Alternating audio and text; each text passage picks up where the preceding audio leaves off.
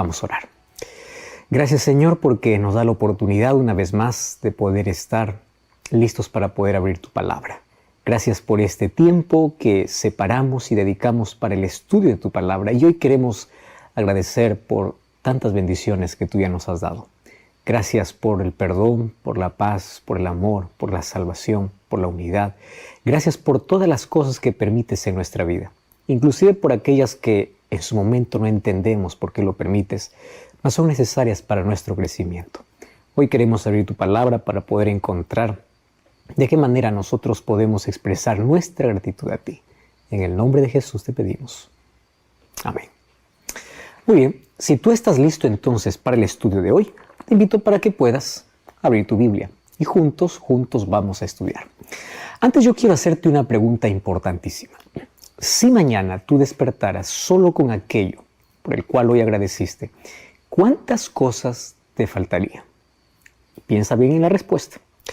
¿Sabes que a veces nosotros estamos tan enfocados en aquello que nos falta que nos olvidamos de disfrutar y agradecer por aquello que tenemos? Te hago una pregunta. ¿Ya agradeciste a Dios por la vida, por el hecho de poder caminar, de poder respirar, de poder tener una familia, un techo donde pasar la noche? Entonces voy a repetirte la pregunta. Si mañana despertaras solo con aquello por el cual tú agradeciste hoy, ¿qué cosas te faltarían? Seguramente muchísimas cosas faltarían, porque a veces ni siquiera agradecemos a Dios por la vida y por las cosas que consideramos tan básicas, tan fundamentales. Y nosotros creemos que es un derecho y una obligación de Dios que pueda darnos siempre. Hay personas que escogen desarrollar una actitud de queja y parece que la vida está en deuda con ellos. Estas personas nunca logran disfrutar de lo que tienen, porque siempre están enfocados en lo que ellos creen que Dios les debe o la vida les debe. Y tú ves tantas personas siempre quejándose de todo. Por otro lado, hay personas que están plenamente agradecidas. Con el simple hecho de tener vida, de respirar, de caminar, eso es suficiente para poder decir gracias. Tú conoces la historia de Helen Keller. Ella quedó ciega y sorda desde los primeros meses de su vida. Y ella aprendió a hablar gracias al esfuerzo de Annie Sullivan, que fue otra mujer extraordinaria, y pudo sobreponerse a todas sus desventajas. Ella fue la primera mujer sorda y ciega en obtener un título universitario. Pero lo impresionante es el concepto que ella tenía de la vida. Y ella solía decir siempre, he recibido tantas cosas que no tengo tiempo para detenerme y quejarme por aquello que no tengo. ¡Qué actitud extraordinaria! A veces nosotros tenemos tantas otras bendiciones por las cuales ni siquiera rendimos gratitud a Dios. Tantas cosas que pueden suceder en el día a día, a los cuales nosotros ignoramos por estar siempre enfocados en aquello que nos falta. Hoy queremos hablar sobre los beneficios que trae gratitud y cómo en la Biblia esto es una orden de Dios. Hay un dicho que dice que solo un exceso es recomendable en el mundo. Y eso se llama el exceso de gratitud. Eso no hace mal a nadie. Pero ¿sabes qué es lo triste? Es que hoy vivimos en un mundo cada vez más ingrato. Más ingrato porque la ingratitud es una de las características de nuestro tiempo. Y el apóstol Pablo, haciendo referencia a cómo serían las personas en el tiempo del fin, en el libro de 2 Timoteo capítulo 3, versículo 2 o 1 y versículo 2 dice así. En el libro de 2 Timoteo 3, 1 y 2 dice así. También debes saber esto, que en los postreros días, cuando habla de los postreros días, está hablando específicamente del tiempo del fin o de nuestro tiempo. Y dice que estos postreros días serán tiempos peligrosos. No necesito explicar esto porque tú sabes cómo es la vida en nuestro tiempo. Mas, ¿qué cosa hace que nuestro tiempo sea peligroso? Y ahí el apóstol Pablo coloca una lista de cuál sería la conducta o la actitud de las personas en el tiempo del fin. Dice, vendrán hombres amadores de sí mismos, avaros, vanagloriosos, soberbios, blasfemos, desobedientes a los padres, y fíjate con esta expresión, ingratos e impíos. La ingratitud forma parte de la actitud de las personas en el tiempo del fin. ¿Y tú sabes cuál es la raíz de la ingratitud? La raíz de la ingratitud es el orgullo. Una persona que es orgullosa piensa que siempre merece más y aquello que tiene no es suficiente. Es impresionante lo que dice el apóstol Pablo. Mira lo que dice en el libro de Romanos, capítulo 1. Si tú me acompañas al libro de Romanos, capítulo 1, vas a encontrar cómo él describe la impiedad humana. Y ahí en el versículo 21 dice así: habiendo conocido a Dios, no le glorificaron como Dios, ni le dieron gracias, sino que se envanecieron en sus razonamientos y su necio corazón fue entenebrecido. Presta atención aquí a algunas características que presenta el apóstol Pablo. La necedad humana lleva a que el ser humano pueda creerse tanto a tal punto de, sabiendo que hay un Dios y hay un Creador, su conocimiento, su raciocinio, le lleva a oscurecer su corazón a tal punto de no dar gracias a Dios. Es interesante, ¿verdad? Tú y yo conocemos a Dios. Pregunta es, ¿estás glorificando a Dios? ¿Estás dando gracias a Dios? ¿O también estás envanecido en tu racionamiento, en tu lógica o en tu conocimiento? Es así como el corazón está oscurecido. Mira, el orgullo te hace pensar que todo lo que tienes es solo resultado de tus fuerzas y olvidas que es Dios quien te da la vida. Es verdad que todo en la vida tiene un precio y hay esfuerzo para ello, mas ¿quién te da fuerzas? ¿Quién te da la vida? ¿Sabes que alguien que no es agradecido siempre piensan que debería tener más? Piensan que se merece más. O creen que solamente ellos son responsables de todo lo que tienen y apartan a Dios de sus vidas. O hay personas que piensan que aquello que recibieron no es tan importante y es por eso que no hay gratitud en su corazón. ¿Sabes que la gratitud es una actitud que nosotros necesitamos desarrollar? Y cuando te hablo de una actitud que necesitamos desarrollar, significa que uno aprende en la vida a ser agradecidos. Lamentablemente, en muchos hogares no se enseña la gratitud como parte o como el estilo de vida. Dentro de la instrucción y del ejemplo que los padres debieran dar a los hijos, debiera estar el ser agradecidos. Sabes que la gratitud es algo que se desarrolla y se aprende dentro de casa. Sin embargo, cuando los hijos solamente escuchan órdenes dentro del hogar sin un gracias, cuando ellos solamente ven como ejemplo que tú nunca vas a Dios para agradecer por aquello que tienes, ¿de qué manera ellos agradecerán en la vida? La gratitud será una cosa muy extraña para ellos. Sin embargo, en ese grupo de personas, de cristianos, que siempre al levantarse se reúnen en la casa para poder abrir la Biblia, para agradecer a Dios, para orar, dan un ejemplo, instrucción y enseñanza para que sus hijos en la próxima generación puedan repetir lo mismo. La gratitud es la actitud que todos necesitamos aprender y desarrollar. Y sabes que la gratitud es el resultado de una vida llena de contentamiento. Y esto se aprende. Es impresionante lo que el apóstol Pablo dice acerca de su propia historia. Filipenses capítulo 4 es conocido solamente por el versículo 13. Porque Filipenses 4:13 dice, todo lo puedo en Cristo que me fortalece. Solo que antes de que encontremos el texto, todo lo puedo en Cristo que me fortalece, Pablo habla otros asuntos interesantes. Presta atención lo que dice a partir del versículo 11. Dice así, no lo digo porque tenga escasez, pues he aprendido a contentarme cualquiera que sea mi situación. Presta atención a esta expresión, he aprendido. Y tú sabes que el aprendizaje es un proceso, no es de la noche a la mañana. Y él dice, he aprendido a vivir contento, cualquiera sea mi situación. Yo sé vivir humildemente, sé tener abundancia, en todo y por todo estoy enseñado, así para estar saciado como para tener hambre, para tener abundancia como para padecer necesidad, porque todo lo puedo en Cristo que me fortalece. A veces nosotros solamente tomamos el texto de todo lo puedo en Cristo que me fortalece para decir, yo quiero un carro, todo lo puedo en Cristo que me fortalece. Yo quiero una carrera, todo lo puedo en Cristo que me fortalece. No es ese el contexto en el cual está hablando Pablo. Pablo está hablando que Dios es su fortaleza en la necesidad. Pero en la necesidad, aun cuando le falte muchas cosas, Él consigue estar contento. Él aprendió a estar contento, a no envidiar a los otros porque tienen más que Él. Él aprendió el contentamiento. Este es un aprendizaje.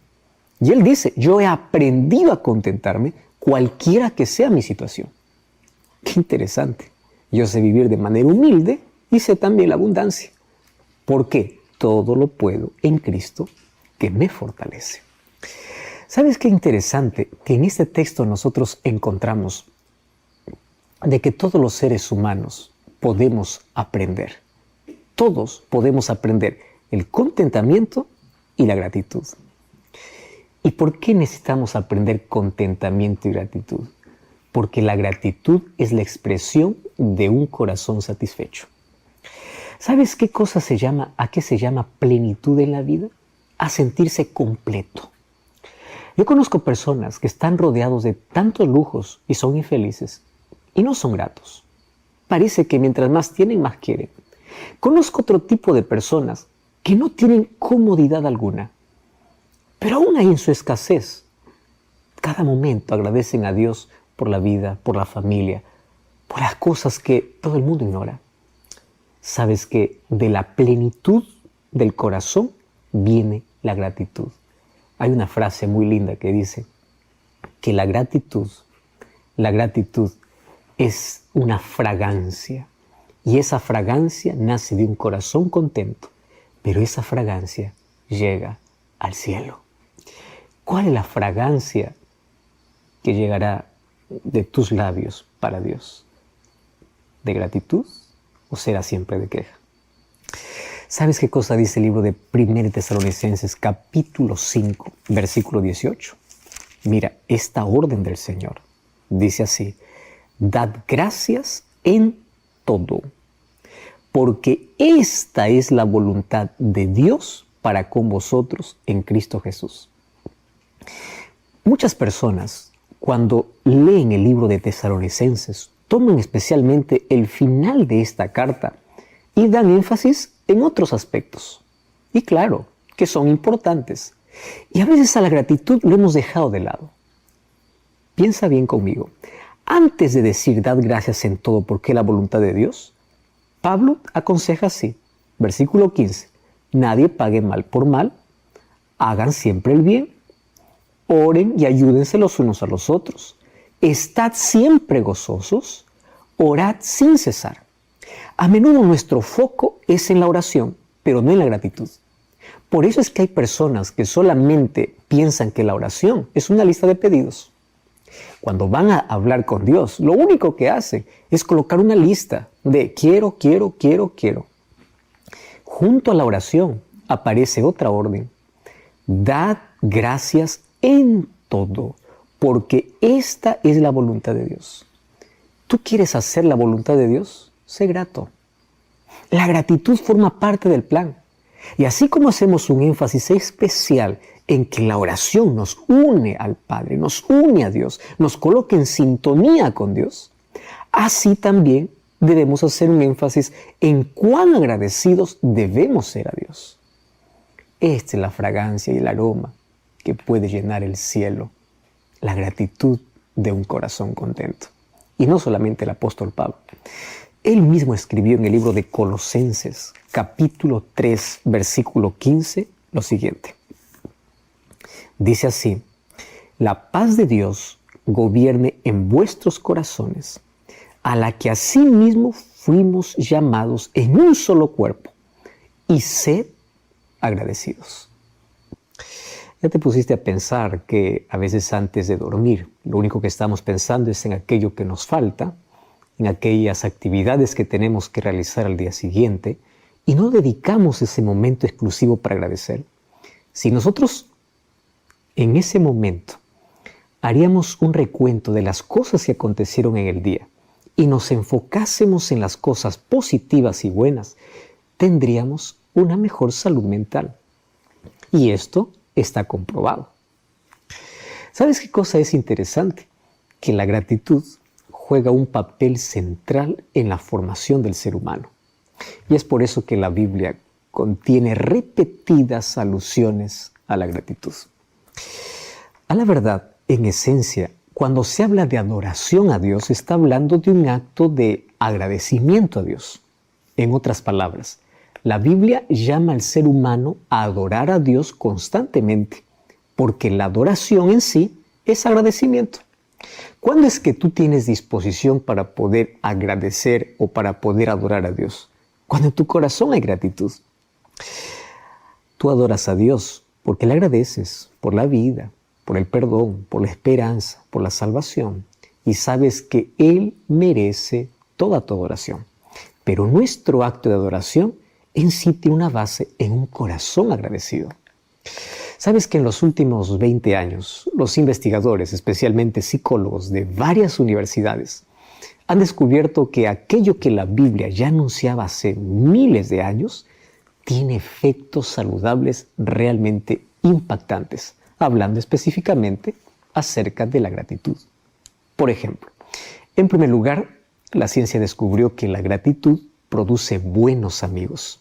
O sea, las personas que sienten y expresan gratitud con aquellos que le rodean, siempre van a encontrar amigos que pueden permanecer para siempre o más tiempo en sus vidas. Sucede lo contrario con una persona desagradecida. Hay personas que solamente te buscan para pedirte un favor, pero nunca para agradecer.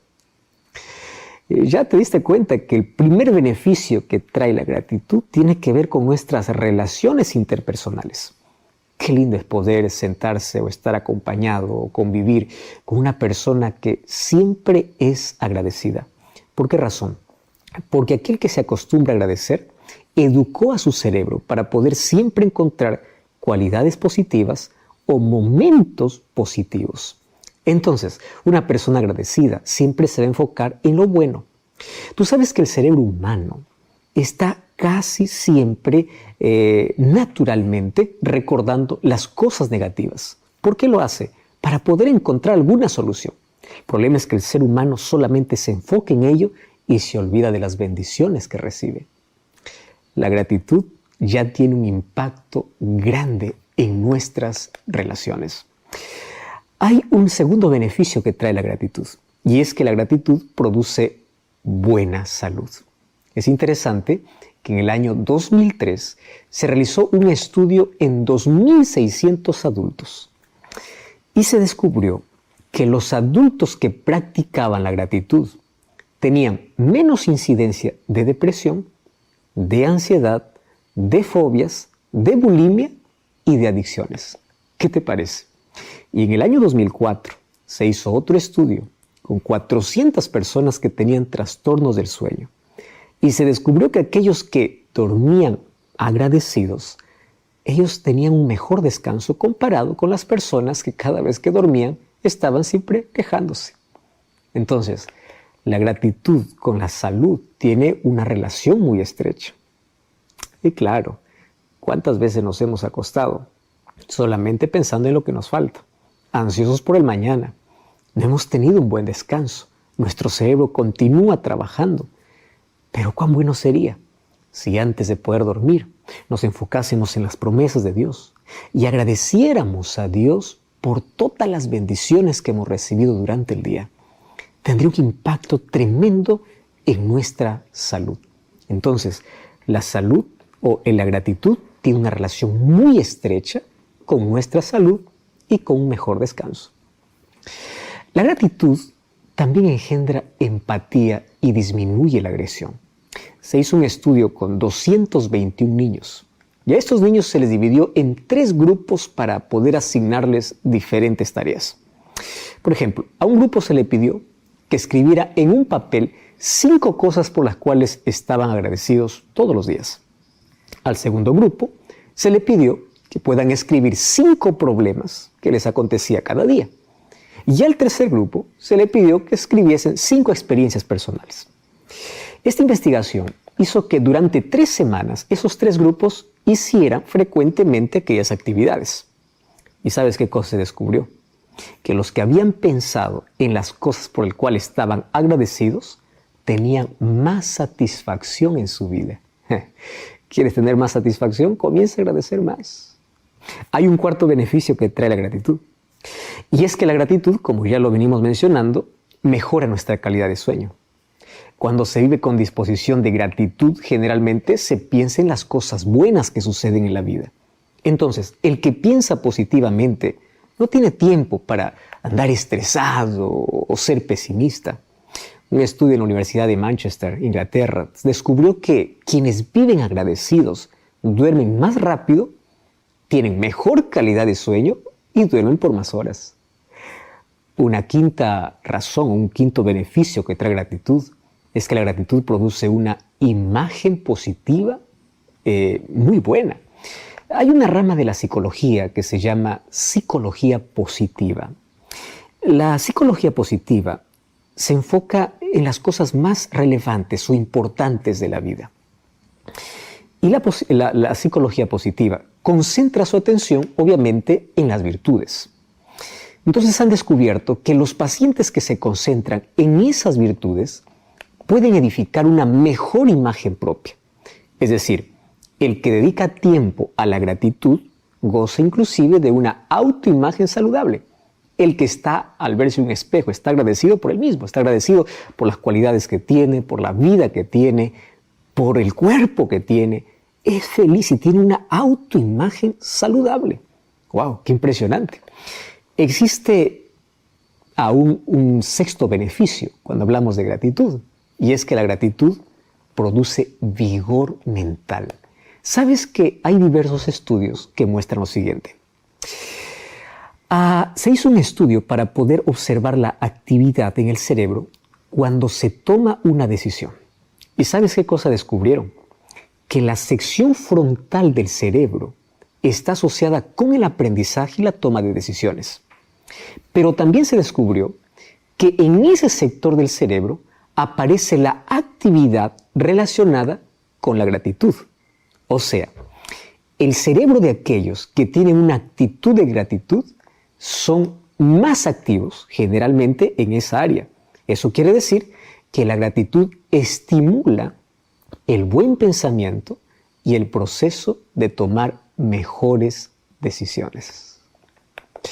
¿Ya te diste cuenta cuántos beneficios uno puede perder en la vida simplemente por no ser agradecidos? Calidad de vida, calidad de sueño, calidad de relaciones, fortaleza y calidad en tus decisiones. Entonces, ser agradecidos hace que podamos gozar y disfrutar de una buena salud física, mental y espiritual. Por eso es que la Biblia hace un énfasis tan especial en que todos debemos ser agradecidos. Incluso el texto que leímos del 1 Tesalonicenses capítulo 5 dice: agradezcan a Dios en todo. Y esa palabra todo envuelve todo momento, toda circunstancia. No solamente esperes un momento agradable o bueno de la vida para agradecer. Agradece también por aquellos días nublados. Agradece por aquellas cosas que parecen sin sentido en la vida. Sin embargo, Dios está preparando para recibir las mayores bendiciones.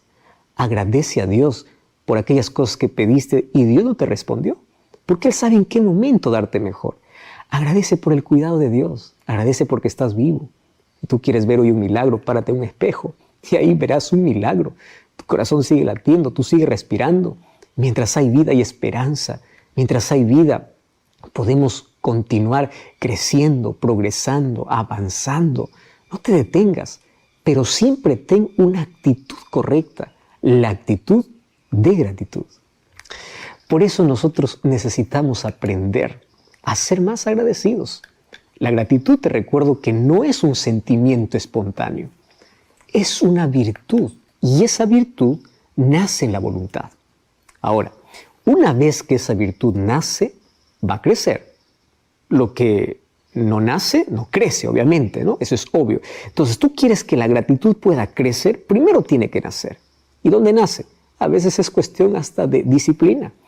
Ahí tú tienes que enfocarte en las cosas por las cuales estás agradecido cada día. Entonces, en vez de quejarte, comienza a agradecer. Ahora, cuando tú comienzas a tener esa actitud, pues nada te detendrá. Porque además disfrutarás de los grandes beneficios en todas las áreas de la vida. ¿Sabes que existen dos tipos de gratitud? La gratitud condicional y la gratitud incondicional.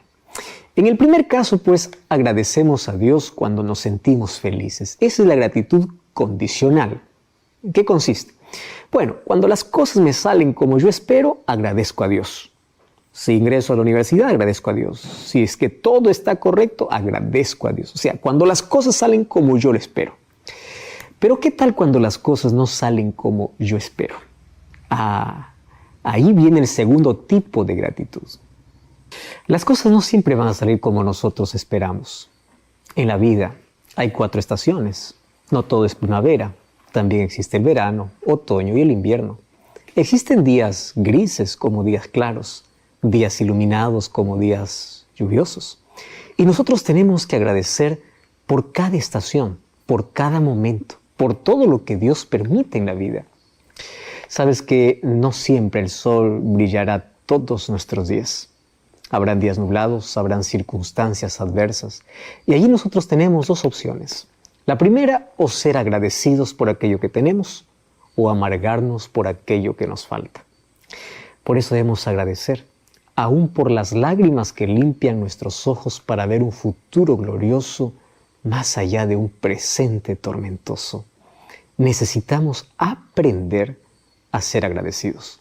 Ahora, debemos agradecer a Dios por todas las veces que Él nos dijo no. Porque todas las veces que Dios dice no a tu oración, es porque Él tiene algo mejor para ti. O a veces tú estás pidiendo algo que te va a hacer daño. Te recuerdo que las veces que Dios dice no es para protegerte de aquello que te puede arruinar la vida. ¿Ya viste cómo algunos padres no pueden darle todo lo que el hijo pide? Porque puede ser que el hijo puede estar pidiendo algo que es peligroso para sí mismo. Imagínate un niño de 2 o 3 años pidiendo a la madre o al padre jugar con un cuchillo. ¿Le daría? Claro que no. ¿Por qué no le daría? Porque sabe que se va a hacer daño. A veces los seres humanos pedimos a Dios ciertas cosas que nosotros no sabemos cuánto daño nos puede hacer. Y Dios nos dice no, todavía no es el momento. Y nosotros, en lugar de agradecer por aquellos nos que Dios nos da, pues lo que hacemos es darle la espalda a Dios, renegar contra Dios, ir en contra de Dios. ¡Qué actitud que tenemos los seres humanos! Tenemos que ser agradecidos incluso por las puertas que se cerraron en la vida, porque esas puertas cerradas nos ayudaron, nos impulsaron para poder descubrir nuevos caminos. Sé agradecido a Dios. Sabes que Dios siempre espera darte lo mejor o siempre quiere protegerte de aquello que te arruinaría la vida. Yo quiero recordarte que los seres humanos nunca vemos el cuadro completo. A veces nosotros estamos pidiendo una pieza que probablemente en ese momento no va a encuadrar. Dios ve el cuadro completo. A veces queremos que la pieza pueda llegar en el momento que nosotros queremos. Y Dios dice, no, antes de darte esa pieza para completar el cuadro, déjame encajar otra pieza. Probablemente aquello que tú no quisiste, aquello que dolió o aquello que tú no esperabas. Mas toda pieza que Dios coloca en tu vida es para que finalmente se vea un cuadro hermoso. Por eso cuán importante es confiar en la soberanía y en la voluntad de Dios. Dios nos va a dar en el momento que necesitamos, no en el momento que queremos. Ahora, la gratitud incondicional tiene que ser nuestro hábito. ¿Qué cosa es la gratitud incondicional? Señor, yo pido esto y si no me das, te voy a agradecer. Si me das, también te voy a agradecer. La gratitud incondicional, obviamente, no tiene ninguna condición para poder ser grato. Días nublados, días grises o días radiantes, siempre será un motivo de gratitud. La persona se siente agradecida por todo. No requiere nada en especial para poder despertar esa voluntad de agradecer. El hecho de que la gratitud no dependa de las circunstancias, eso es aquello que transforma nuestra vida en contentamiento y felicidad. Si adoptamos una actitud agradecida por encima de todas las circunstancias, vamos a poner atención en toda experiencia que Dios nos permite vivir y siempre tendremos un motivo más para agradecer. Tú te preguntas, de manera práctica, ¿cómo es que yo puedo promover la gratitud en mi vida? ¿De qué manera yo puedo agradecer? Pues hay varias maneras. Apenas aquí te doy algunos consejos. ¿Qué tal hoy volver al método antiguo para poder escribir una carta de agradecimiento a alguien que te favoreció en la vida? A alguien a quien recuerdas con mucho cariño, a alguien que te extendió la mano. ¿Qué tal tomar el teléfono y hablar con alguien que hace mucho tiempo no le hablabas, simplemente para decirle gracias? Porque tú me enseñaste, tú me abrazaste, tú me ayudaste, tú me animaste, tú me fortaleciste. Y de esa manera aprendemos a ser agradecidos. ¿Qué tal mantener una agenda de gratitud? Tú sabes que los especialistas en salud mental, a una persona que está pasando por algún tipo de crisis, inclusive por depresión, se le recomienda mantener un diario de gratitud, donde cada día no puedan acostarse sin antes, por lo menos, colocar 5 cosas por el cual están agradecidos. ¿Sabe lo que va a pasar? En el primer día probablemente no va a encontrar ninguna. Van a decir, hoy no tengo ningún motivo para agradecer, pero hay 5 cosas por el cual agradecer. Bueno, agradecer por la vida, agradecer por la compañía, por un abrazo, por una sonrisa, agradecer por la familia, por el techo que uno tiene. Pasan de 5. Pero en la medida que el cerebro se va acostumbrando a agradecer, cada vez vas a encontrar más motivos para agradecer. Hasta que esto se vuelve un hábito. Y cuando se vuelve un hábito, entonces tú estarás enfocado justamente en las cosas que necesitas ver. Mantén un diario de gratitud. Esto demanda disciplina, pero cuánto bien hace a la salud. Cuánto bien. ¿Por qué hoy no comenzamos a enumerar las bendiciones? Y si yo te digo que enumere las bendiciones, contando los dedos de tu mano probablemente falten, porque hay tantas cosas por el cual agradecer. Agradece a Dios por las buenas amistades. Agradece a Dios por la sonrisa de un niño. Agradece a Dios por el milagro del nacimiento de una flor. Agradece a Dios por un abrazo que recibiste, por una palabra de ánimo. Agradece a Dios por el hecho de estar vivo. Agradece a Dios.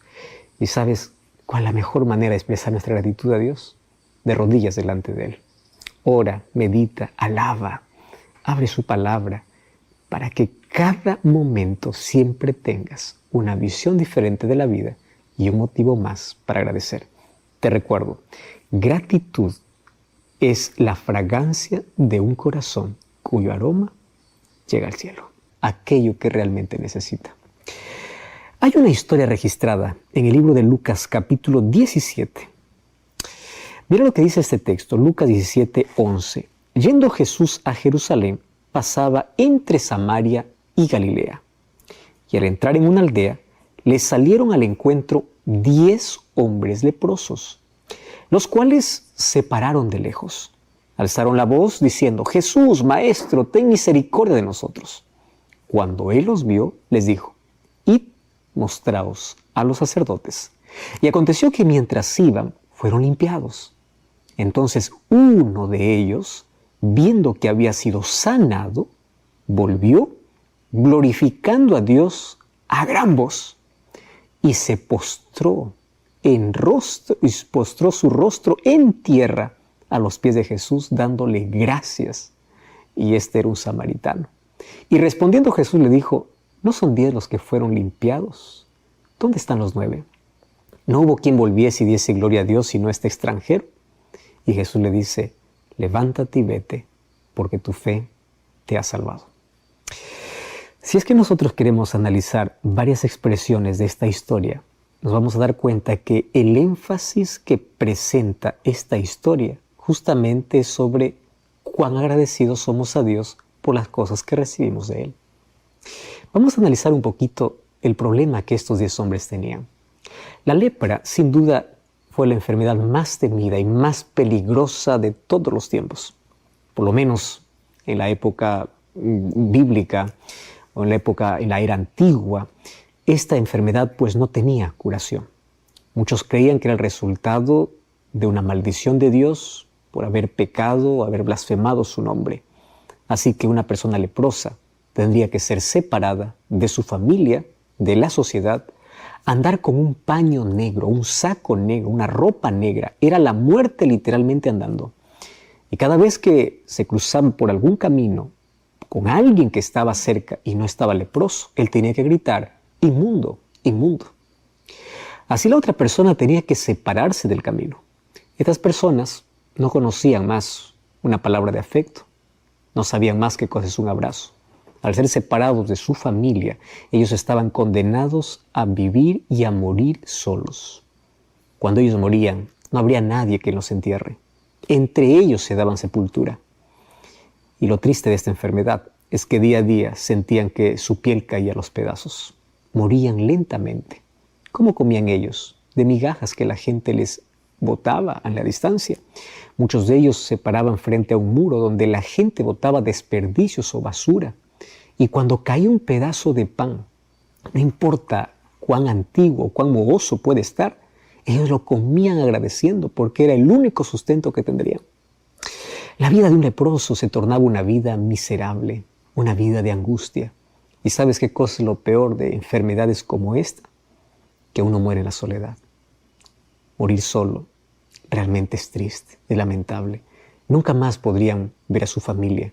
Nunca más podrían participar en la sociedad. La lepra era la enfermedad más temida. En el tiempo de Jesús, Él hizo milagro con varios leprosos. Mas esta historia es singular, porque cuenta que 10 leprosos salieron al encuentro de Jesús. Ellos no podían encontrarse con una persona sana, mas ellos sabían que Jesús podría hacer ese milagro. Y tú sabes que cuando te aferras a la esperanza de que puedes encontrar solución para tu mayor problema, ya no te importa nada. Tú sabes que ellos podrían ser apedreados por la gente sana si es que se metían en una reunión, en un grupo donde no había leprosos.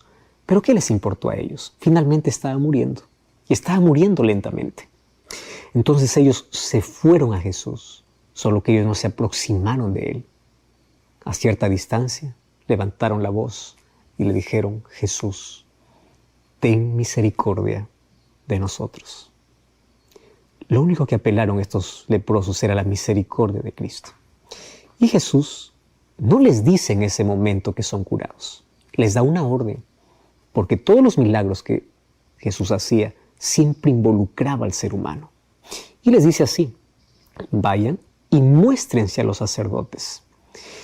¿Por qué Jesús les mandó a mostrarse a los sacerdotes? Porque finalmente eran los sacerdotes quienes determinaban si un leproso era sanado o no. Si solamente Jesús hubiese dicho, yo les curo o yo les sano, pues mientras los sacerdotes no hayan dado aquel veredicto, ellos hubiesen continuado siendo excluidos de la sociedad. Por eso Jesús les manda directamente, vayan y muéstrense al sacerdote. ¿Por qué razón? Porque al mostrarse al sacerdote, ellos ya estarían limpios. Por eso es que el milagro aconteció mientras iban. Ellos obedecieron la palabra. Ellos escucharon la voz de Jesús. Estuvieron dispuestos a actuar por medio de la fe y ellos obedecieron. Solo que hubo un problema. Mientras ellos se iban, ellos descubrieron que estaban sanos. ¿Cuál era el problema? ¿El milagro? No, porque Dios va a hacer siempre milagros. El problema es la actitud humana. ¿Y qué cosa sucedió? De estos 10, cuando se dieron cuenta que estaban sanos o sanados, curados, todos ellos gritaron de alegría y corrieron para el sacerdote o para el encuentro con la familia. Solo uno fue capaz de volver a Jesús. Qué lección, ¿verdad? Solo uno es capaz. Todo cristiano espera que Jesús vuelva por segunda vez. Nuestra mayor esperanza no está en el avance tecnológico, no está en la inteligencia artificial, no está en el avance científico, no está en las cosas o en los tratados que puedan existir, sino el regreso de Jesús. Y nosotros sabemos que mientras más oscura es la noche es porque indica que más cerca esté el amanecer. Lo mismo ocurre con la historia de este mundo. Estamos llegando a la parte final de nuestra historia. Hay tanta violencia, dolor, tragedia, oscuridad. Y parece que la tecnología y el adelanto científico, por más que trajo comodidad, no trajo soluciones para los mayores problemas humanos. Tenemos los mejores colchones, pero cada vez menos sueños. Mejores edificios, cada vez menos hogares. Tenemos más comodidad, pero poca felicidad. Tenemos todo para vivir más felices, pero cada vez tenemos una generación más triste y más frágil. Personas que buscan morir porque la vida se convierte en algo tan pesado. Y cada vez los datos estadísticos son alarmantes. Enfermedades mentales crecen, enfermedades físicas, dolencias, despedidas, abusos, dolor. Mas todo esto indica que nuestra historia está llegando a su final. Y ese amanecer glorioso lo traerá Jesús. Soñamos con aquel día. Sin embargo, hay una división de opiniones o pensamientos en cuanto a cómo volverá Jesús. Algunos piensan que Jesús volverá 2 veces más. Primero robará a su pueblo y luego vendrá en gloria y majestad. Otros, en cambio, dicen que Jesús solamente viene por segunda vez. Y al final de cuentas, ¿quién tiene la razón? No se trata de qué argumentos hay, se trata de qué es lo que la Biblia dice. A la pregunta, ¿cómo vendrá Jesús? La respuesta está aquí, en la Biblia. Bienvenido, está comenzando Biblia Fácil. Qué bueno que nos estés acompañando en un capítulo más. Hoy abordaremos uno de los temas más fascinantes e importantes para todo creyente, porque nosotros creemos que vendrá Jesús para colocar punto final a esta historia de dolor y pecado. Te recuerdo que el mal no tendrá la última palabra. Aparentemente gana, pero ya está vencido. La muerte un día acabará. El cáncer que te está destruyendo un día terminará. Un día no habrá más despedidas. Un día nos encontraremos para vivir juntos con Jesús. ¿Cómo nos preparamos y cómo esperamos a Jesús? Bienvenido a este nuevo capítulo de Biblia Fácil. Bienvenidos amigos. Vamos a nuestro tema de hoy. Durante esta serie de respuestas siempre colocamos algunos textos que por allí son mal interpretados o cortados, sacando de su contexto. Y hoy vamos a responder una de las preguntas que considero más importante dentro del cristianismo. Nadie discute que Jesús vuelve dentro del cristianismo. No estamos hablando de manera general. Pero todo creyente cristiano espera a Jesús. El asunto es que él espera de diferentes maneras. ¿Cómo realmente viene Jesús? Vamos a ver que la Biblia es lo que dice sobre ese tema. Antes vamos a orar. Oramos. Querido Dios, vamos a abrir tu palabra y para ello pedimos que tu Santo Espíritu, una vez más, nos lleve al conocimiento de tu verdad. Es tu palabra la verdad. No son nuestras opiniones, no son los datos estadísticos, no es lo que la gente dice, lo que un pastor dice o que una iglesia cree. Es tu palabra. Y si queremos fundamentar nuestras creencias en tu palabra, ayúdanos, por favor, a estudiarla como es debida. Por eso pedimos la dirección de tu Santo Espíritu. En el nombre de Jesús. Amén. Vamos al tema de hoy. La pregunta, ¿cómo vendrá Jesús?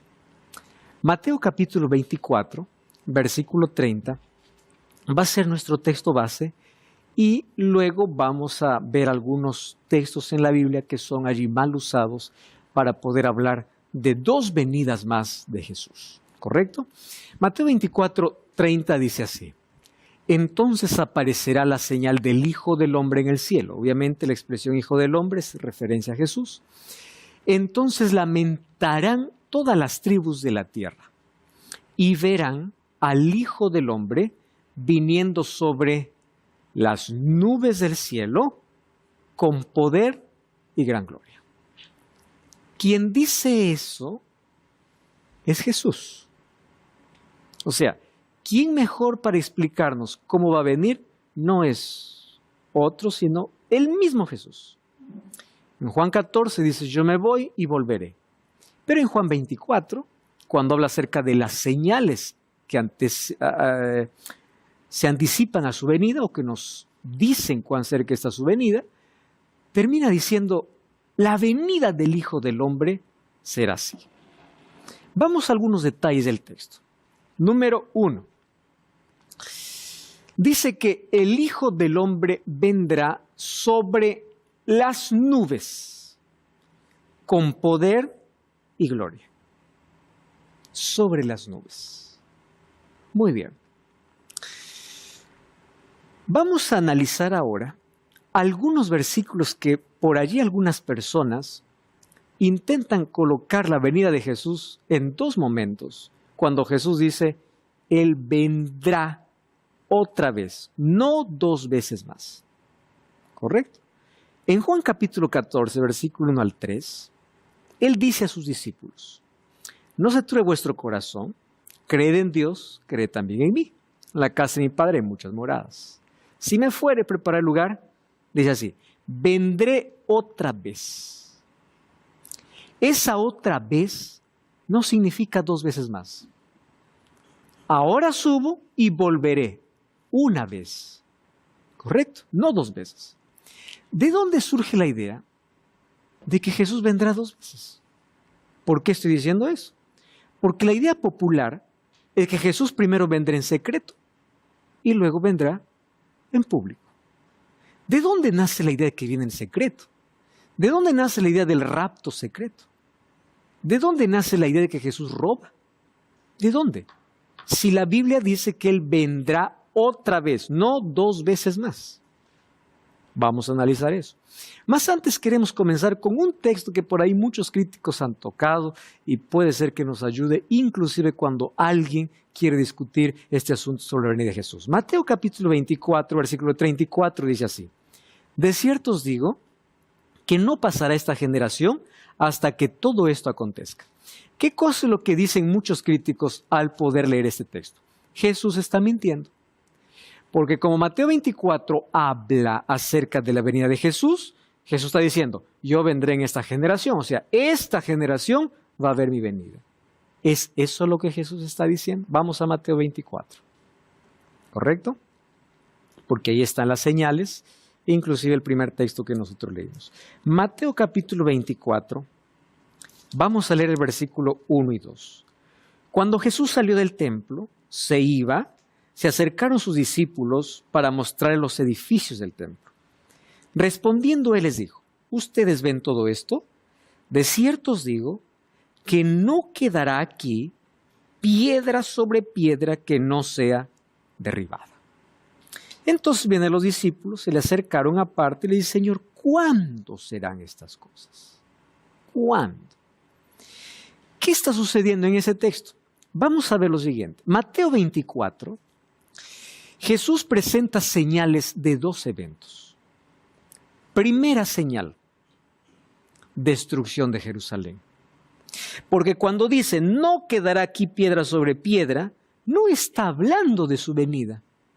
Está hablando de un juicio que vendría primero ¿sobre qué? Sobre Jerusalén. Y en los primeros versículos, incluso nosotros vamos a encontrar algunas señales que tenían que ver con Jerusalén. Por ejemplo, vamos a ver el versículo 15, por ejemplo. Cuando ustedes vean en el lugar santo la abominación desoladora que habla el profeta Daniel, el que le entienda, los que estén en Judea, huyan a los montes. El que esté en la azotea, no descienda para tomar algo de casa. El que esté en el campo, no vuelva atrás para tomar su capa. ¡Ay de los que estén en cinta y de los que críen aquellos días! Orad para que vuestra huida no sea en invierno, bien sábado. ¿De qué está hablando Jesús aquí? De la destrucción de Jerusalén. Resulta que todos los cristianos que atentamente vieron las señales, porque hubieron señales antes que Jerusalén sea destruida, ninguno pereció, ninguno. Cuando ellos vieron la señal, ellos salieron. Todavía las puertas estaban abiertas cuando el ejército romano vino y cercó la ciudad de Jerusalén. Por alguna razón, esto fue la intervención divina, que el ejército romano tuvo que volver y dejó en libertad. Era la señal para que todos puedan huir. Los cristianos salieron. Y después volvió el ejército. Ahora sí fue destruido completamente el templo y la sangre corría por la ciudad de Jerusalén. ¿Ustedes se acuerdan el momento de la crucifixión de Jesús? Pedro se lava las manos y dice así: este hombre es inocente. Yo no hallo ningún mal en este hombre. La sangre de este inocente caiga sobre ustedes. Claro, él trata de justificarse, pero él está colocando la responsabilidad sobre la gente. ¿Qué responde la gente? Sí, que caiga sobre nosotros y sobre nuestros hijos. Miren hasta qué extremo se llegó aquel día viernes del año 31, cuando condenaron a Jesús. Y cuando Jesús entra a Jerusalén el día domingo, él llora sobre la ciudad. ¿Y por qué llora si todos estaban cantando Hosana al Hijo de David? Por dos cosas. Porque él ve la hipocresía de la gente y que aquellos que decían Hosana, luego iban a decir crucifícale. Y número dos, porque la ciudad que tanto quiso salvar, finalmente será destruida. Y allí Mateo 23, 37, ¿no? Jerusalén, Jerusalén, tú que matas a los profetas, apedreas a los que te son enviados. ¿Cuántas veces quise juntar a tus hijos como la gallina junta sus polluelos debajo de sus alas, mas tú no quisiste? Entonces, cuando ellos mismos piden la condenación de la sangre de Jesús sobre ellos, finalmente se cumple la destrucción de Jerusalén. Mas Jesús ya anticipó. ¿Ves todo este templo? De aquí no quedará piedra sobre piedra. Todo será derribado. Entonces los discípulos dicen, para que eso suceda, solo tiene que ser el fin del mundo. Y allí Mateo 24 nos da señales entonces de dos eventos. Primero, la destrucción de Jerusalén y luego la venida de Jesús. Entonces, cuando dice el texto, de cierto digo que no pasará esta generación hasta que todo esto acontezca, ¿en qué contexto está hablando? Toda esta generación verá la destrucción de Jerusalén. Y fue así. Toda esa generación fue testigo. Los creyentes, los cristianos, huyeron, salieron, porque entendieron lo que Jesús les había advertido. Así como fue destruida Jerusalén y aquellos que fueron advertidos se salvaron, entonces Jesús también nos da otro tipo de señales para que nosotros sepamos estar preparados para el regreso de Jesús. Entonces en Mateo 24 se entrelazan dos tipos de señales, del tiempo del fin y señales de alerta para huir de Jerusalén. En ese contexto, dice Jesús, no pasará esta generación, hablando de ¿qué? Hablando de la destrucción de Jerusalén. Muy bien, vamos entonces aquí, el primer asunto sobre la venida de Jesús. ¿Cómo se interpreta? Existe una teología, que es la teología dispensacionalista. Es un poco larga la palabra, mas vamos a resumir así. Dispensación significa tiempo, para que nos quede más fácil de entender. Entonces, ¿en qué cree una teología dispensacionalista? En diferentes periodos de tiempo, ¿correcto? Mas, ¿cuál es el peligro de la teología dispensacionalista? El principal exponente fue Cyrus Scofield. De paso, Scofield es una versión de Biblia. Nosotros debemos considerar una cosa. Todas las versiones de Biblia, obviamente, son traducciones que nosotros tenemos que varían algunas palabras por una mejor comprensión. Pero existen algunas versiones que tienen notas. Y esas notas son divididas por líneas. O sea, hasta aquí es lo que dice el texto. De aquí para abajo es comentario. Existe una versión, que es la versión Scofield, que es una Biblia comentada. O sea, está el texto y acá hay anotaciones o hay comentarios. ¿Qué sucede? Cyrus Scofield, él, en esa versión de Biblia, coloca encabezados, notas y resúmenes, un error sutil que con el tiempo fue tomando cada vez más fuerza, porque él divide a la historia del mundo en 7 periodos, llamado 7 dispensaciones. Por eso es dispensacionalismo. Dispensación es un periodo de tiempo. Y según como él coloca en su argumento para explicar ese asunto, es que la humanidad está dividida en 7 periodos, pero en cada periodo Dios tiene un trato con el hombre de una manera diferente. Y ahí a nosotros encontramos un serio problema, ¿verdad? En otras palabras, voy a ser más simple al decir aquí. Con uno Dios trató de una manera y a otros Dios trató de otra manera. A algunos Dios salvó de una manera y a otros Dios salvó de otra manera. Cuando vamos a Apocalipsis 14 dice que el evangelio es eterno. Dios no tiene 2, 3, 4, 5 planes de salvación.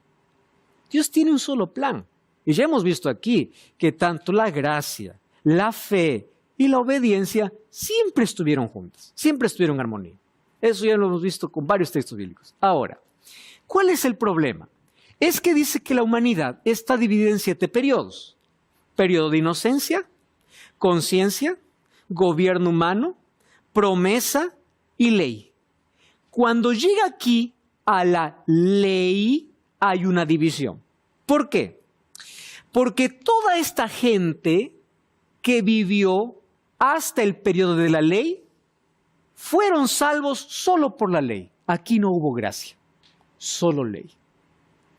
Pero cuando Jesús vino, la ley ya no existe más. Y a partir de aquí para adelante, como la ley ya no sirve más, solamente gobierna la gracia. Entonces, estos 4 periodos o 5 periodos diferentes, el ser humano se salva por lo que hace. Ese es el concepto que se tiene. Por eso es que una persona que tiene el pensamiento dispensacionalista va a decir, la ley no existe. Claro, ¿de dónde sale toda esa idea? De las dispensaciones. Aquí la ley murió y a partir de aquí no más hay ley, solamente hay gracia, porque la ley dejó de existir.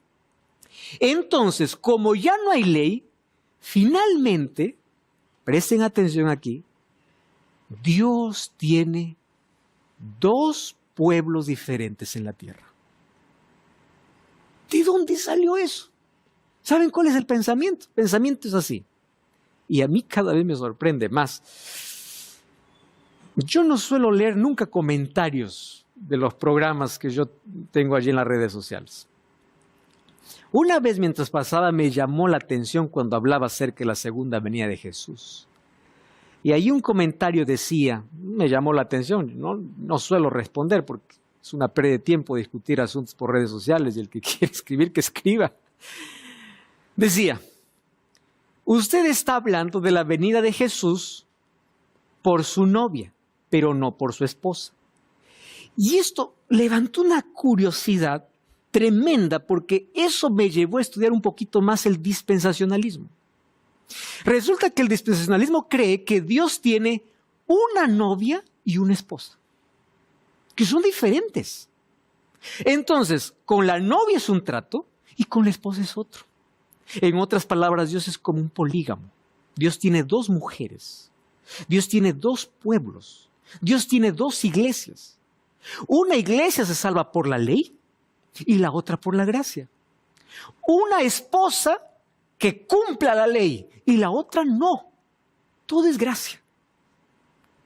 Desde ahí yo siempre hago énfasis. Imagínate llegar al cielo. Uno dice, aquí estoy por la ley. El otro, no, yo estoy por la gracia. ¿Qué tipo de salvación es esa? Mas esa está dentro de la teoría dispensacionalista. ¿Qué sucede en esta última dispensación? En el periodo de la gracia, hay aquí, coloqué en amarillo, un intervalo. Coloqué aquí, porque antes del reino milenial, ocurrirá un rapto secreto. Pero ese rapto solo será para la iglesia, porque el otro pueblo seguirá sufriendo aquí en la tierra y aparecerá el anticristo. ¿Saben que todo esto, obviamente que me ha llevado a estudiar un poquito más este asunto para ver de dónde uno se puede colgar todas estas ideas? Y luego de la pregunta de Marcelo les voy a decir más o menos dónde tiene su origen. Marcelo. Eso del advenimiento de lo que hablan, ¿sí o no? Exacto. Cuando dice el advenimiento de Jesús, está dividido en dos fases. En secreto, para robar a su pueblo, y luego en gloria y majestad. Pero ¿de dónde viene la idea? Es que Dios tiene dos pueblos. A uno lo roba, al otro lo deja. Lo va a salvar al otro, pero lo deja sufrir. Esa es la idea del dispensacionalismo. Por eso cuando alguien me dice, la ley no existe, yo ya sé, esta es idea dispensacionalista. Y es muy simple poder hablar acerca de la ley, porque ya les dije, la ley son principios y hay que hacer una diferencia de ley. ¿Qué ley acabó? La ley ceremonial. ¿Qué ley terminó? La ley de sacrificios. Pero la ley de Dios, imagínate, la ley de Dios ya no sirve para nada. Honra a tu padre y a tu madre, ya no sirve. No matarás, ya no es pecado. No cometerás adulterio, ya no es pecado. No robarás, no es pecado. Eso dice la ley. O sea, tener otros dioses es normal. Blasfemar el nombre de Dios es normal. Eso dice la ley. O sea, la ley son principios basados en el amor. Bueno, de esto ya hemos hablado en el tema de la ley, pero apenas estoy haciendo un énfasis en eso. Eso del arrebatamiento, que te hablan, como que no lo tenía bien claro y por eso lo pregunté. Así que no, ahora es súper claro todo. Entonces resulta que en estos últimos periodos ya no existe más ley, ahora existe solo gracia y Dios tiene dos pueblos. Y como tiene dos pueblos, Él va a tener dos venidas. ¿Qué les parece esa idea? Entonces, habría que justificarlo con algo, ¿verdad? ¿Cómo yo justifico? Bueno, toman eso de Daniel 9, 24 y 27 de las 70 semanas. Yo aquí, infelizmente, por el tiempo que tengo para explicar ese tema, no voy a explicar esta profecía. Más te ruego que puedas ver la temporada de Daniel en el libro de Biblia Fácil, la temporada de Daniel, porque ahí dedico 2 programas para hablar sobre esta profecía. La profecía de las 2300 tardes y mañanas y de las 70 semanas. Así, bíblicamente. O sea, aquí no te voy a explicar, solamente estoy explicando de dónde se toma esta idea. ¿Correcto? Entonces no voy a explicar cómo surge toda esta profecía, porque ya dije que hay otro lugar donde se explica de la mejor manera. Pero entonces, ¿qué cosa se piensa? Que de las 70 semanas que habla el profeta Daniel, resulta que la última semana no se cumple.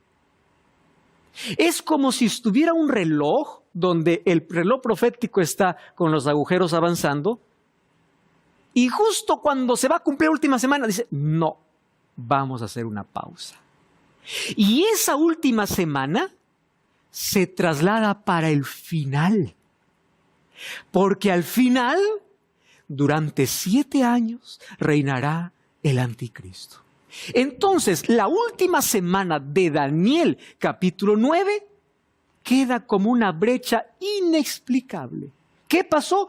En otras palabras, como que Dios se arrepintió y dijo, bueno, aquí no está viendo bien las cosas, vamos a colocar esta semana para el final. Pero ahí tengo la pregunta, si las 70 semanas forman parte de un periodo mayor, que son las 2300 tardes y mañanas, ¿cómo yo saco una semana de la profecía, lo coloco al final y no tengo explicación? ¿Por qué hay ese vacío? Entonces, ahí entendí otro asunto, que esto cada vez me llamó más la atención. El dispensacionalismo cree que Jesús vino a la tierra a formar un reino terrenal. Y eso es lo más curioso porque a Jesús le quisieron coronar varias veces y Jesús siempre huyó. Incluso a Pilato, ¿qué cosa le dice? Mi reino no es de este mundo. ¿Pero qué cree el dispensacionalismo? El dispensacionalismo cree así. Como Jesús no pudo cumplir su plan con los judíos, ¿qué hizo?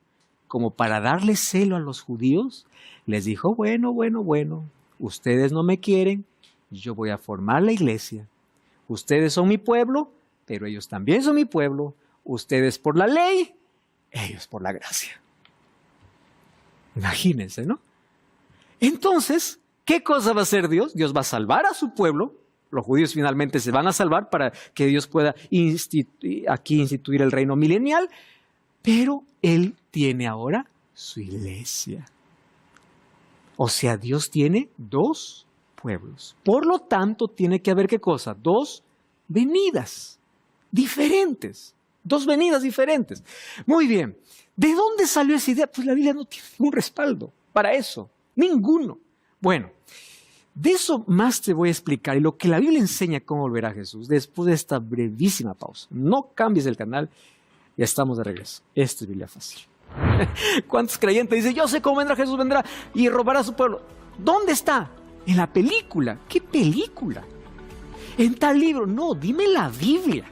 No lo que ves, no las series. No vengas aquí que Hollywood viene a promover de cuando acá la Biblia. Hay poquísimas series. ¿Qué cosa es lo que dice la Biblia sobre esto? Yo quiero que tú puedas profundizar ahora tu conocimiento en la revista Esperanza en la Mira de la Verdad. Puedes solicitarlo a nuestro WhatsApp más 5512 98 100 14 60.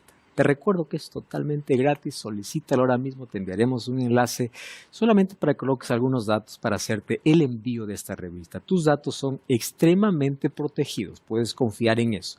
Entonces, puedes solicitar ahora mismo la revista Esperanza en la Mira de la Verdad. Continuamos con nuestro estudio. Entonces ya vimos que una manera de interpretar la venida de Jesús en dos eventos o dos momentos es porque se tiene la idea de que Dios aquí tiene dos pueblos. Entonces Dios tuvo que parar el reloj profético y les dijo, con ustedes los dejo para el final y yo me voy con la iglesia. Y a partir de allí surgen tantas cosas extrañas. Por ejemplo, como la última semana de las 70 no se pudo cumplir, se coloca para el tiempo del fin. Y resulta que en las 70 semanas, en la última semana, no es la venida del anticristo, es la venida del Mesías. Recuerden que en Daniel capítulo 7, cuando habla de la última semana, está hablando del bautismo de Jesús, de la muerte de Jesús y del fin de oportunidad para el pueblo judío. Esa semana que es importante, en lugar de Cristo lo colocan al anticristo. Porque hay una expresión de la abominación desoladora. Pero esa abominación desoladora no se refería a lo que Cristo iba a hacer, sino a lo que el imperio desde ese momento iba a hacer, obviamente, con las cosas sagradas. Bueno, ese tema yo lo explico en Biblia Fácil, Daniel. No voy a meterme allí en asuntos porque me va a quitar más tiempo. Ahora, ¿qué cosa sucede? Ahora se dice que se abre un paréntesis desde el Pentecostés y todas las cosas que fueron escritas en el Nuevo Testamento para la iglesia terminan en Apocalipsis 3. Porque en Apocalipsis 3, Dios le dice a Juan, sube. Y se entiende de que como le dijo a Juan, sube, no es Juan, es la iglesia que sube. Entonces Apocalipsis 4, 5, eso déjalo para los otros. Eso no tiene nada que ver con nosotros. Por eso que el libro de Apocalipsis es el libro menos leído. ¿Por qué razón? Porque aparentemente no tiene nada que ver con nuestra historia. Cuando en Apocalipsis está el regreso de Jesús, acontecimientos, 7 trompetas, 7 plagas. Bueno, según el dispensacionalismo, no es para ellos, ¿no? ¿Por qué? Porque durante todo ese periodo, el pueblo habrá sido robado. ¿Y dónde estará? En el cielo. Cuando la Biblia dice, cuando Jesús venga en gloria y majestad, no dice que vendrá con los que robó, dice que vendrá con sus ángeles. No dice que vendrá con su iglesia. ¿Correcto? Bueno, ya les expliqué, el reloj aparentemente es detenido, comienza un reino espiritual, comienza la dispensación de la iglesia, el tiempo de los gentiles es un paréntesis, Dios suspende su plan para Israel, va a los gentiles, Dios tiene 2 pueblos separados, Dios tiene 2 planes diferentes, Israel después de su restauración habitará en esta tierra y la iglesia en el cielo. Pero esta idea de las dispensaciones que colocó Cyrus Scofield en su versión, no fue creada por él. A la verdad tiene una raíz un poco antes.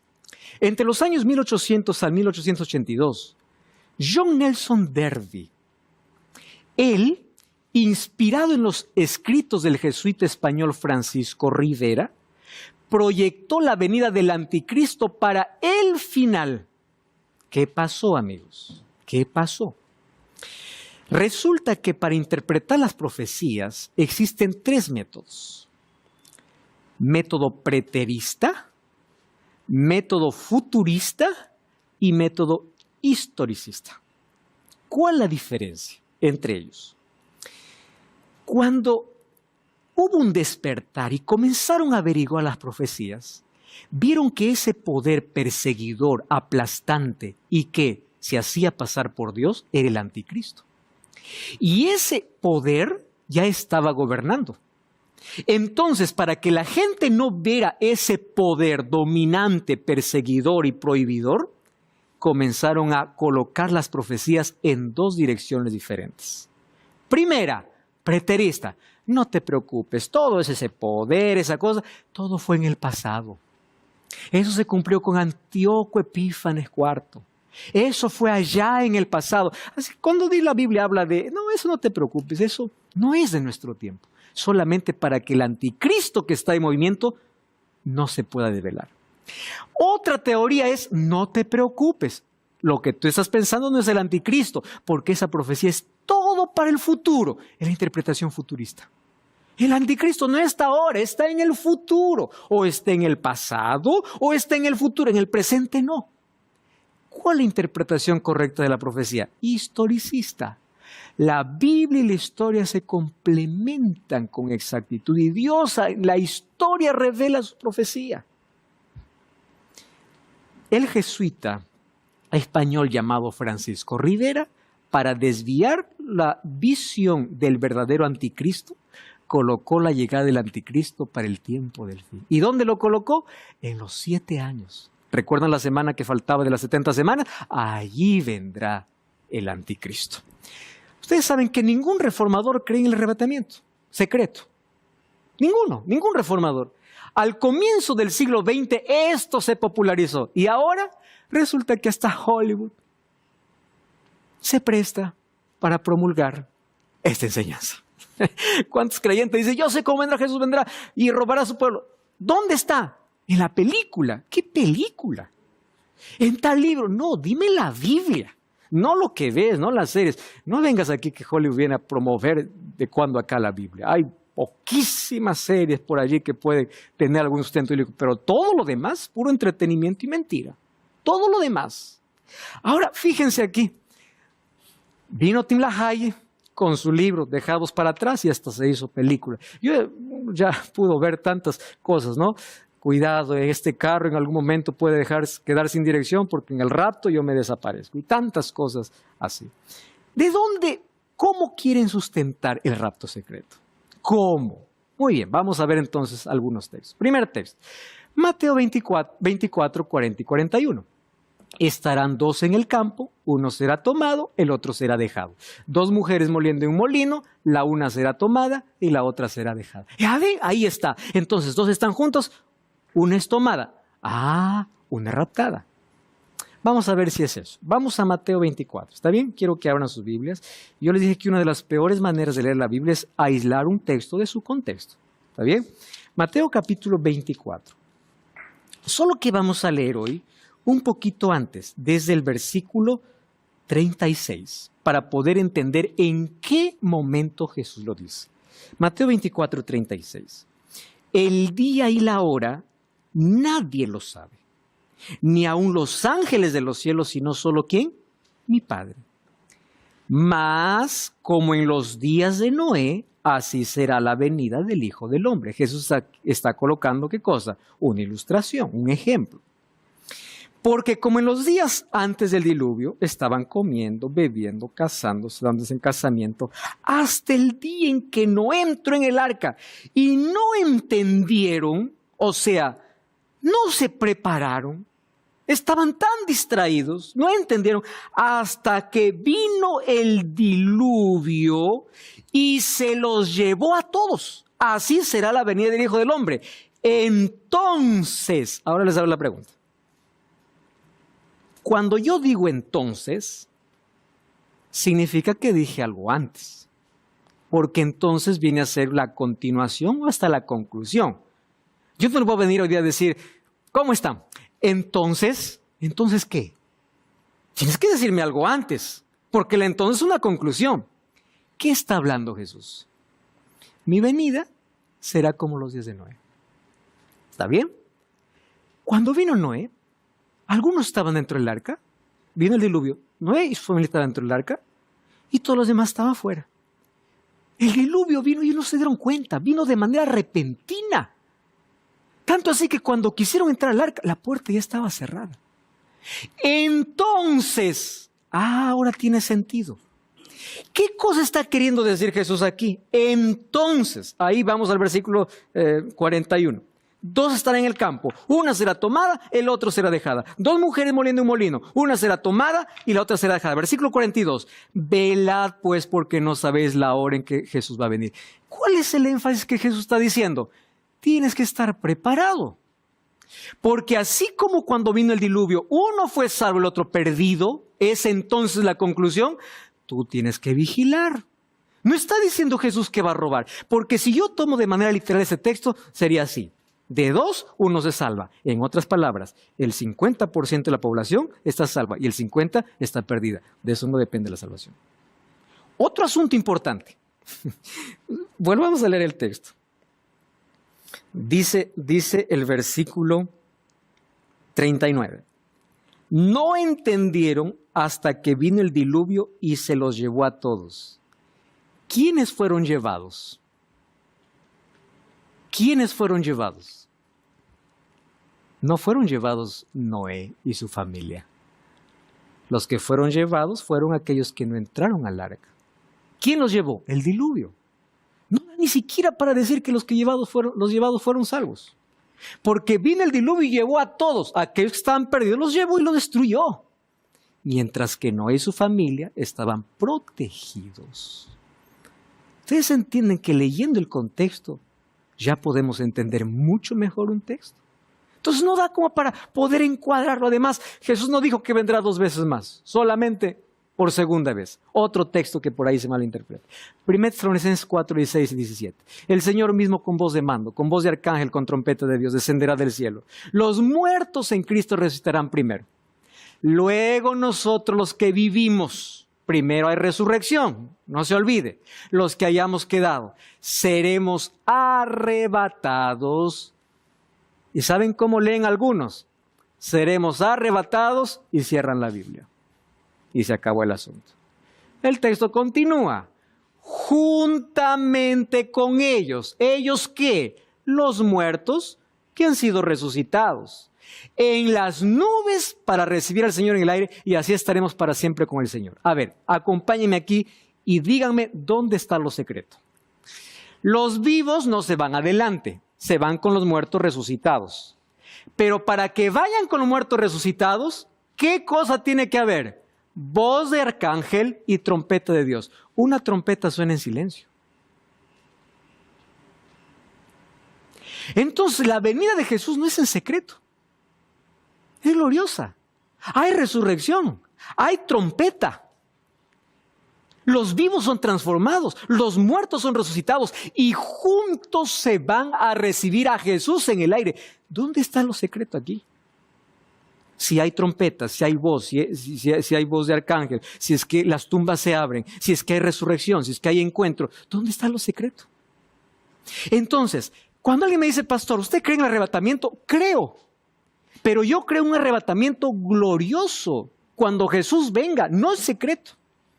Porque será en gloria y majestad, como dijo Jesús en Mateo 24:30, el primer texto que leímos.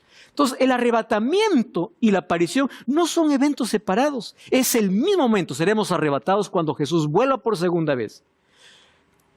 1 Corintios 15:52 habla acerca de la transformación de los justos. Dice así: En un cerrar y un abrir de ojos seremos transformados. No dice seremos arrebatados.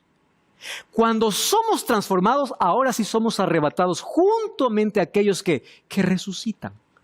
Cerrar y un abrir de ojos no es para arrebatamiento, es para la transformación.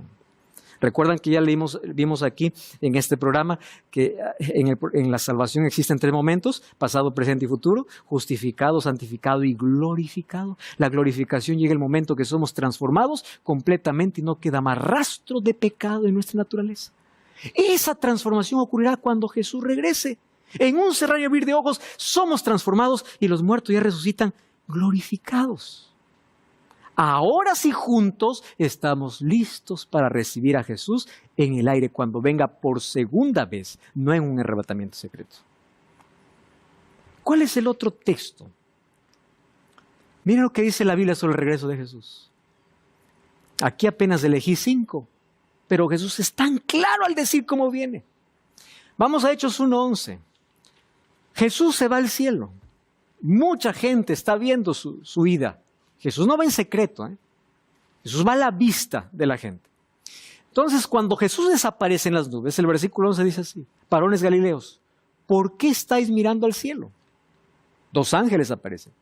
Este mismo Jesús que ha sido tomado de vosotros al cielo, así vendrá como lo habéis visto ir. Les hago la pregunta: ¿Jesús se fue de manera espiritual o humana o literal? Literal, no fue espiritual, porque hay una religión que dice, no, Jesús ya está aquí nosotros desde 1914 de manera espiritual. No, así como se ha ido, volverá. Otra pregunta: ¿Jesús fue en secreto o en público? Fue en público. Aparecieron 2 ángeles, varones galileos. Este mismo Jesús, así literal, así visible como lo habéis visto ir, así volverá. No es que, disculpen, estén atentos que les va a robar, o vendré en secreto. No, así volverá. Segundo, Mateo 25:31. Cuando el Hijo del Hombre venga, ¿en qué? En gloria. Y todos los santos ángeles con él, se sentará en su trono de gloria. No dice Jesús, esto está diciendo Jesús. Jesús no dice que vendrá con su iglesia que fue robada. Jesús dice que vendrá con todos los ángeles y vendrá en gloria. No vendrá en secreto. Mateo 24:27. Como el relámpago sale del oriente y se muestra hacia el occidente, así será la venida del Hijo del Hombre. ¿Cómo sabes que hubo relámpago? Porque lo viste. Es visible. Ahora, cuando dice que sale del oriente y del occidente, quiere decir que todos lo ven. Porque aunque aparezca en un lado, todo ojo lo verá. Por eso Apocalipsis 1:7 dice, aquí viene con las nubes y todo ojo lo verá, y los que le traspasaron, y todos los linajes de la tierra harán lamentación por él. Sí, amén. Qué linda expresión. Mateo 24:30 y 31. Entonces aparecerá la señal del Hijo del Hombre en el cielo. Entonces lamentarán todas las tribus de la tierra. Y verán al Hijo del Hombre viniendo sobre las nubes del cielo. Verán, visible, sobre las nubes del cielo, con gran poder y gloria. Enviará a sus ángeles con gran, otra vez, miren cuán gloriosa es la venida de Jesús. Ángeles, voz de trompeta, juntarán a sus escogidos de los 4 vientos, no es que solamente robará un pueblo, desde un extremo del cielo hasta el otro. La venida de Jesús es audible, es visible, es gloriosa, es literal. Son las características de la venida de Jesús. Hay otro texto que por allí comienzan a buscar para decir que Dios robará a su pueblo, y es que Apocalipsis 3:10 dice así: por cuanto has guardado la palabra de mi paciencia, yo también te guardaré de la hora de la prueba que ha de venir sobre el mundo entero para probar a los que moran en la tierra. ¿Cuál es el problema? Ese texto dice así: como al final va a venir un anticristo y va a haber una gran tribulación, entonces el pueblo de Dios no va a sufrir esa tribulación. ¿Saben por qué? Porque Dios los ha robado antes. Solamente sufrirán el otro pueblo. El otro pueblo sufrirá. Déjenme decirles aquí algunos detalles importantes sobre ese texto. La palabra librar de la tribulación no es sacarte, es protegerte en la tribulación. Cuando Dios quiso librar del diluvio a Noé, ¿lo llevó al cielo o lo dejó en la tierra? Lo dejó en la tierra, pero lo protegió en medio de la tribulación. Cuando caigan las 7 plagas en el tiempo del fin, dice que caerán sobre aquellos que no tienen el sello de Dios. O sea, el pueblo de Dios estará protegido. La palabra librar es proteger en medio. No es que te voy a robar, no, proteger. Ahora, la Biblia dice que en el cielo estarán aquellos que pasaron por la gran tribulación. O sea, ¿va a haber tribulación? Claro que sí. Y el anticristo que colocan al final, no está al final. Al final perseguirá de nuevo, pero el anticristo ya actúa desde el año 538. Vamos a la Biblia. Miren lo que dice el libro de Apocalipsis. Apocalipsis capítulo 7, versículo 14.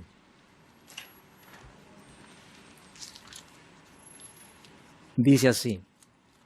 Yo le dije, Señor, tú lo sabes, porque hay una pregunta antes que dice, Señor, ¿quiénes son? ¿De dónde han venido estos con ropa blanca? Señor, tú lo sabes.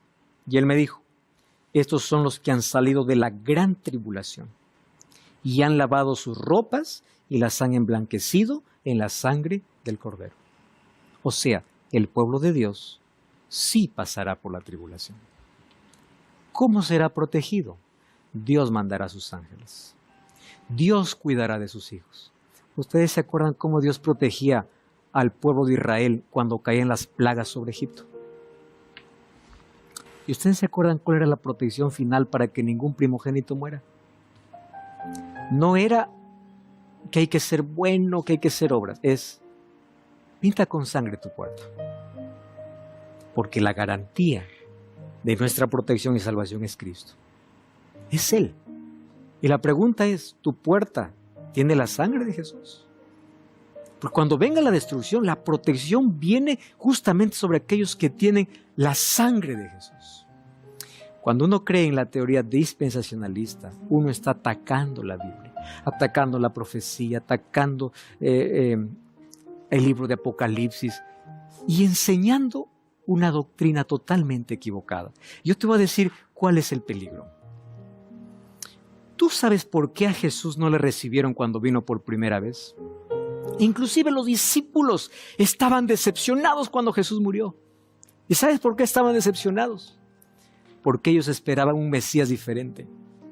Esperaban un Mesías político y no un Mesías que los redima del pecado.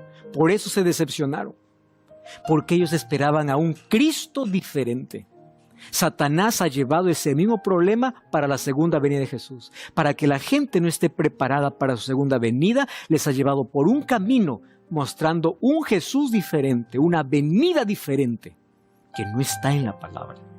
Mas hoy tú tienes la posibilidad, al entender este mensaje, de poder esperar la venida de Jesús de la manera correcta.